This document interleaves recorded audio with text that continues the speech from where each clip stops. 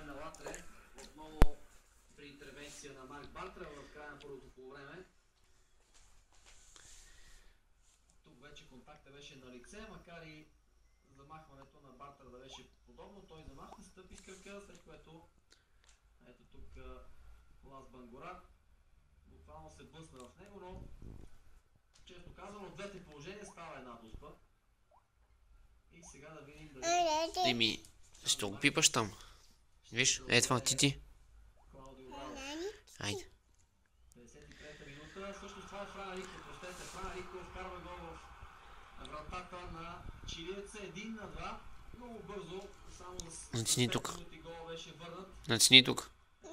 Натисни. Не отстрани, е тук. Е тук. Червеничкото. Виж, тази какво прави? Так. Оп, излезе. Видя ли? И тук нататък знаеш къде е след мен. Ама защо го натискаш това? Я натисни червеничкото. Много ти харесват тия ягодки. Ама? Ама?